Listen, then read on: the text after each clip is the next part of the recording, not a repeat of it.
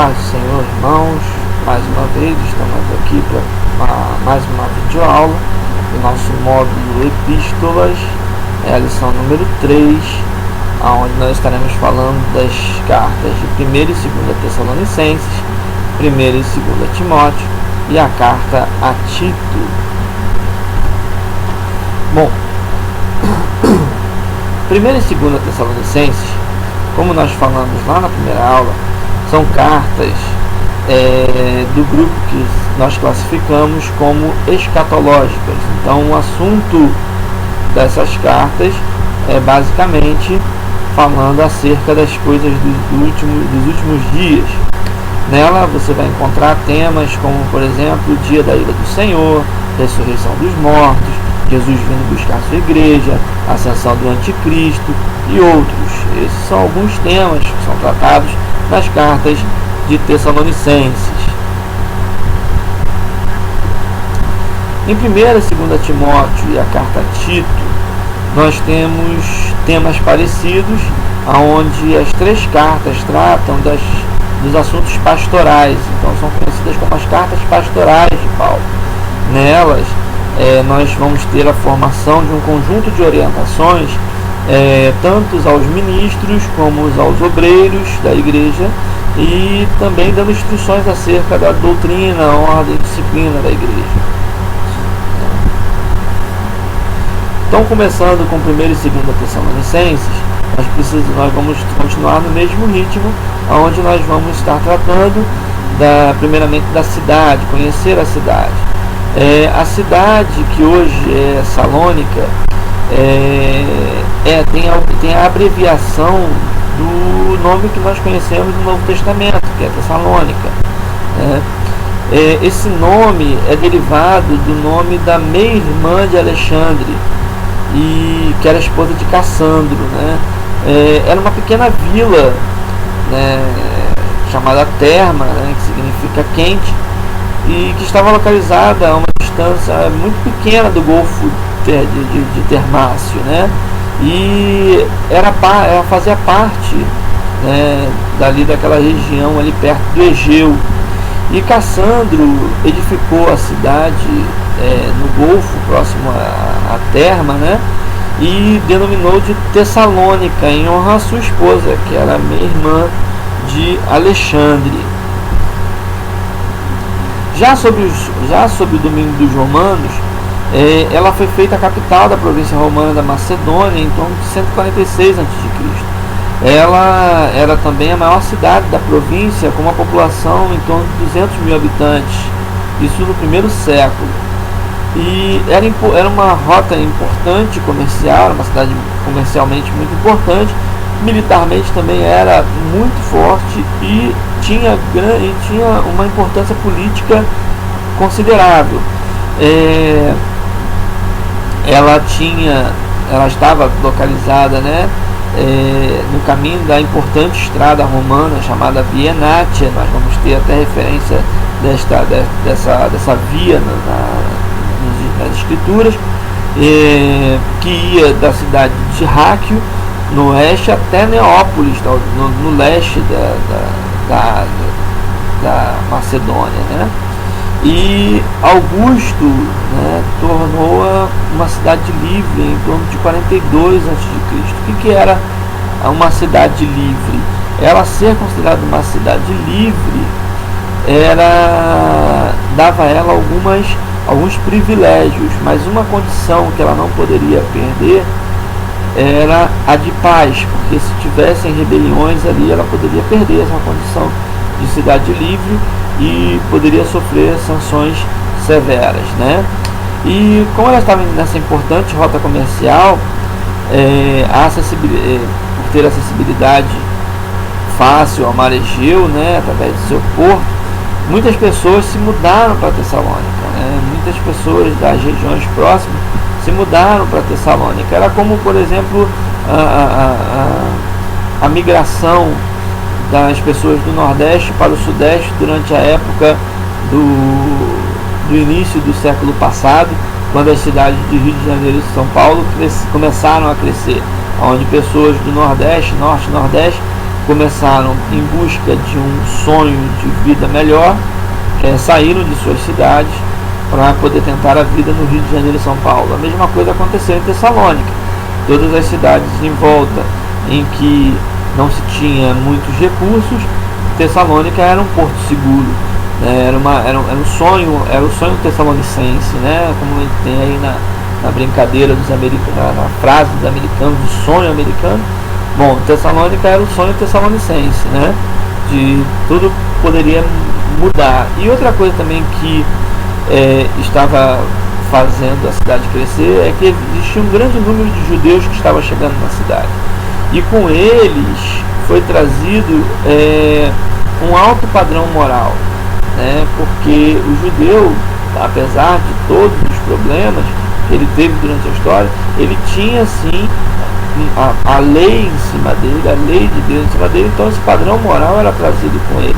E esse padrão moral foi um atrativo para os gentios que estavam não satisfeitos com a situação moral das cidades ao redor e a imoralidade que imperava, as religiões politeístas, né?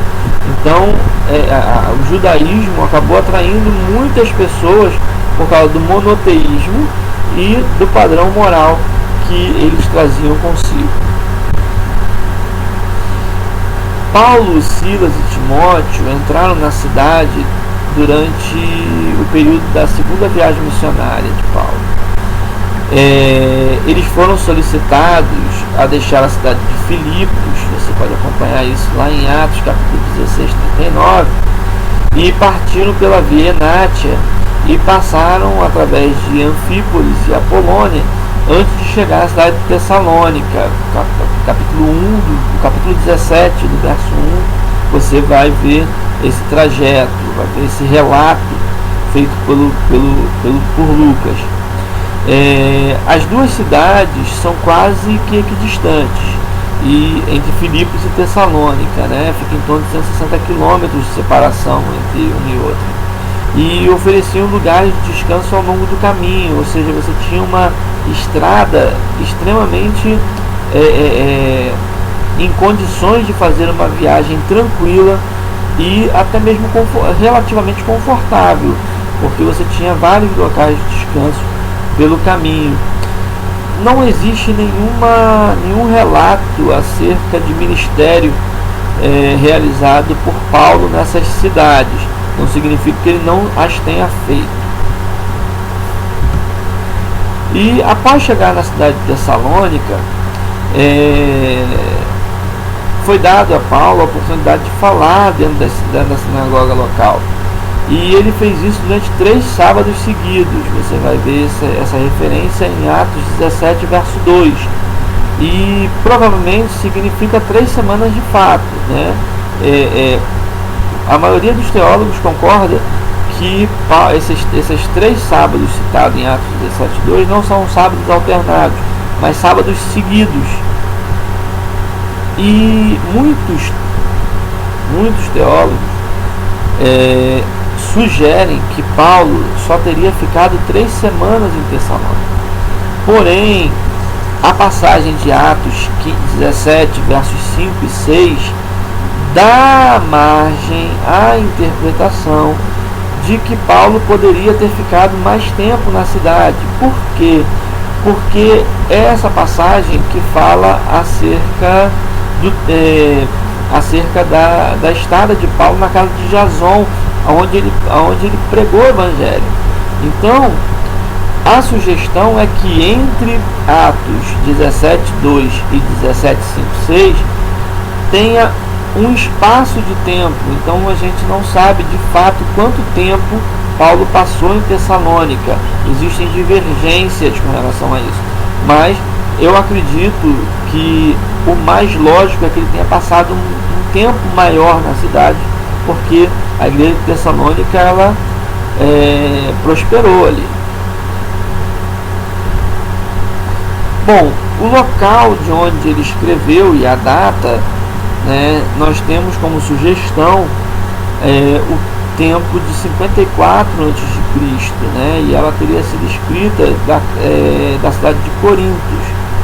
né? E com isso, nós temos a certeza, a convicção de que esta foi, sem dúvida nenhuma, a primeira carta escrita por Paulo que nós temos conhecimento. O objetivo da carta, da primeira carta aos Tessalonicenses, era animar os cristãos da cidade a continuar firmes na fé e a viverem de um modo que agrade a Deus, não se preocupando com a ressurreição dos mortos, nem com o tempo da volta de Cristo, porque as pessoas estavam tão preocupadas com a volta de Cristo e achando que ele voltaria de forma iminente, que estavam deixando de fazer seus afazeres, estavam vivendo de forma na expectativa da volta de Cristo e acabavam por fazer coisas que não agradavam a Deus, né? E isso fica para nós também. A Igreja de Cristo, ela não pode ficar de braços cruzados esperando a volta. Eu vejo muita gente falando aí, não, esses são os sinais dos tempos, não há o que fazer, está escrito, mas a própria Bíblia, que também diz que é o fim dos tempos, que esses seriam os sinais do fim dos tempos, também diz que nós não devemos nos conformar com esse mundo. Então isso significa que o que agrada a Deus é que nós devemos continuar fazendo a obra, vivendo a vida, realizando as coisas que devemos realizar até o dia da sua volta. Então nós não devemos nos preocupar com a volta de Cristo nem com a ressurreição dos mortos, porque quando ela ocorrer, aquele que estiver com suas vestes limpas estará apto a ver Cristo voltar e com ele irá morar. Na carta de 2 Tessalonicenses, ela foi provavelmente escrita logo em seguida, sem um espaço de tempo muito curto, e também escrita da cidade de Corinto. Então essa seria a segunda carta que nós temos conhecimento das cartas que Paulo escreveu. O objetivo da segunda carta de Tessalonicenses era corrigir falsas posições quanto à volta de Cristo. É interessante que ali Paulo escreveu uma carta já alertando, mas parece que o problema piorou, por isso que Paulo acaba escrevendo de forma mais enfática e dando a visão do que estava acontecendo na cidade, né? Que uns diziam que o dia do Senhor já havia chegado. Olha que coisa louca, o pessoal achava que Jesus já tinha chegado, o dia do Senhor tinha chegado, então Jesus estava às portas de aparecer, né? E outros, certos de que Jesus voltaria logo, estavam largando o seu trabalho e vivendo às custas dos outros, né? Você vai encontrar essa referência no capítulo 3, verso 10. Paulo também fala acerca do anticristo que será derrotado, né? Capítulo 2, versos 7 a 12, e pede firmeza na fé, não dando ouvidos aos ensinamentos falsos, mas permanecendo firmes na fé, caminhando diligentemente em direção a Cristo. Com isso, a gente já parte para as cartas pastorais. Nas cartas pastorais, nós temos as duas cartas a Timóteo e nós temos a carta a Tito, que contém princípios para o cuidado pastoral das igrejas e as qualificações necessárias dos ministros.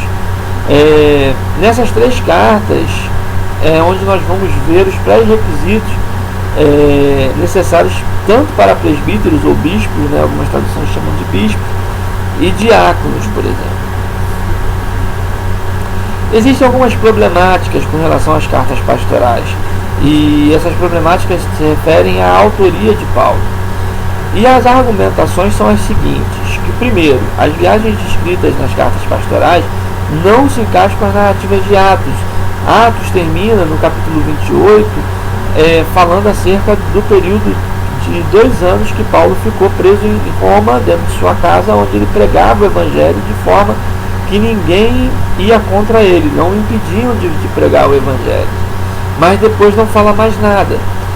E, no entanto, os eventos ocorridos e descritos em 1 Timóteo, 2 Timóteo, na carta a Tito, eles não conferem com os relatos de Atos. O segundo problema é que a descrição eclesiástica descrita nas cartas seria do século II, né? E o terceiro ponto é que o estilo da carta, o estilo da escrita da carta, seria completamente diferente das demais cartas escritas por Paulo. Esses três problemas básicos são respondidos até com certa facilidade. Nós vemos as respostas a esses questionamentos, que são as seguintes. O fato de Atos não relatar essa sequência de viagens e eventos ocorridos descritos em 1 e 2 Timóteo e Tito não serve de referência para que se fale que Paulo não fez, porque o livro de Atos também não relata a morte de Paulo. Então fica evidente que Atos dos Apóstolos não relata todos os passos do apóstolo, mas os principais, talvez o que Lucas, até onde Lucas andou com Paulo. Então isso aí não nos parece plausível e sustentável esse argumento. O segundo argumento, né, que fala acerca da formação eclesiástica, né, onde alegam que essa formação eclesiástica seria do segundo século, também não se sustenta, porque em Atos capítulo 14, 23, ele vai falar acerca de bispos e diáconos. E na carta aos Filipenses, capítulo 1, verso 1, ele fala claramente bispos e diáconos, ou presbíteros e diáconos. E o último, então, que eu acho mais fraco de todos. Por quê? Porque não há dúvida que, para eu tratar de assuntos diferentes, eu vou ter vocabulário diferente. Se eu vou falar de assuntos de eclesiologia, eu vou ter uma linguagem diferente para falar de escatologia ou de bibliologia. Isso é fato, não há como argumentar. Então isso não é referência para que nós venhamos a duvidar da autoria paulina. Outra questão é que as cartas dão testemunho da sua autoria, e os pais da igreja, os primeiros pais da igreja do primeiro século, do segundo século, eles reconheciam essa autoridade, essa autoria das cartas pastorais como sendo cartas paulinas. Baseados nisso, nós temos então uma provável cronologia dos fatos ocorridos com Paulo depois de Atos 28. Então eu coloquei aqui em ordem para que os irmãos possam ter uma ideia do que a maioria dos autores sugerem como sendo a sequência da vida de Paulo, baseados em 1 e 2 Timóteo e na carta a Tito. Primeiro, Paulo teria passado esses 2 anos, né, como é citado lá em Atos 28, 31, e depois desse período de 2 anos ele é solto por arquivamento do processo, porque os que o acusaram não deram prosseguimento ao processo, e o processo romano sugeria que, não tendo continuação dos acusadores, o processo ele era arquivado.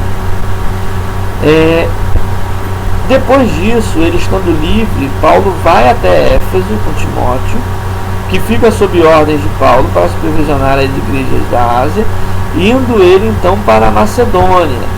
De lá, Paulo escreve a primeira carta para Timóteo, capítulo 1, verso 3 de Timóteo, da primeira carta a Timóteo. Depois, Paulo parte para Creta, e lá ele deixa Tito e vai até Nicópolis. Você vai encontrar essa referência em Tito 3,12. Lá de Nicópolis, ou da Macedônia, a gente não tem certeza, ele escreve a Tito, né? E depois disso ele visita Troade, né? Em 2 Timóteo 4,13 você vai ter essa referência, onde Paulo foi preso, novamente levado a Roma. De Roma, Paulo escreve para Timóteo, pedindo para que ele vá lá e pegue as coisas dele e leve para ele.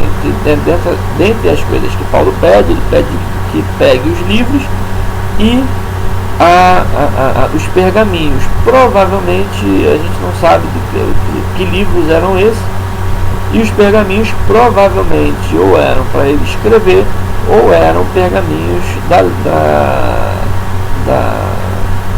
Tanakh. Tanakh é a Bíblia hebraica.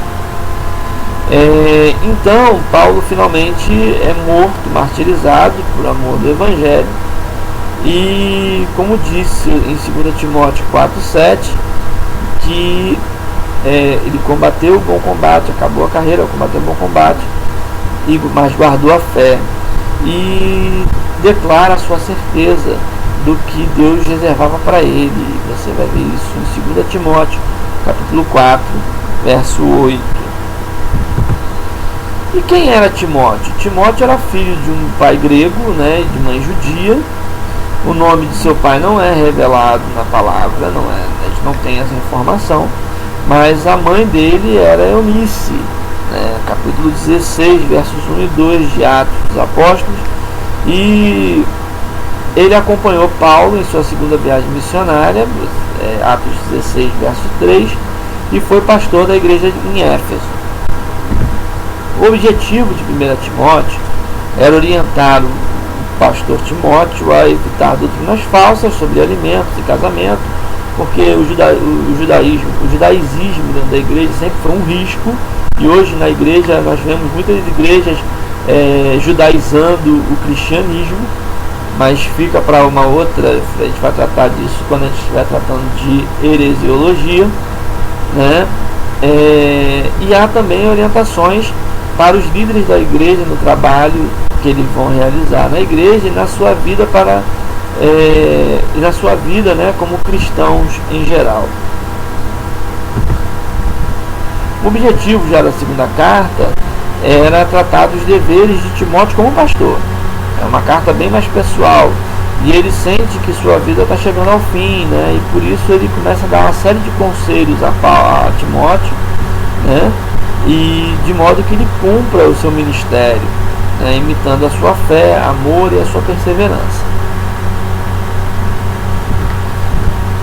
Tito, por sua vez, era um gentio nascido, era um gentio de nascimento, né, Gálatas 2,3, e se converteu pelo ministério de Paulo, Tito 1,4, vai ter essa referência, e acompanhou Paulo a Jerusalém por ocasião do concílio apostólico. Nesse concílio apostólico é aquele que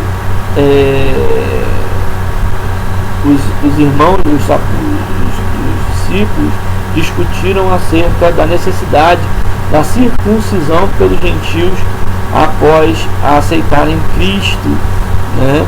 E em Gálatas 2:1-3 vai relatar esse evento que aconteceu com Tito, onde ele diz que Tito foi constrangido a circuncidar, e em Atos 15:2 você vai ter o relato do ocorrido, que é o concílio apostólico.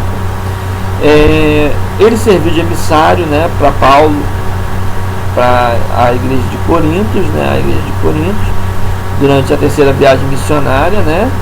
E Tito, junto com outros dois irmãos, levaram a carta de 2 Coríntios, e nela instou que estes cumprissem sua promessa de ajudar financeiramente os cristãos de Jerusalém. Paulo então vai até Creta com Tito, deixa ele lá, porque ele possuía habilidades administrativas, e Paulo confiava nessas habilidades para que ele pudesse consolidar o trabalho naquela cidade. Mas depois Ártemas ou Tíquico substitui Tito em Creta, né? E este vai se juntar com Paulo lá em Nicópolis. E de lá Paulo envia a Dalmácia, que hoje é a Iugoslávia, e diz a tradição que Tito voltou a Creta e morreu ali em Creta. O objetivo da carta que Paulo escreveu a Tito era orientar no seu modo de agir, além dos deveres de vários grupos da igreja e de seus dirigentes. ele coloca que Tito deve ser um exemplo para todos, né? Deve ser considerado um exemplo pelos irmãos para a igreja, né? Então ele salienta e chama a atenção de Tito para que ele permaneça firme nesse propósito. Bom,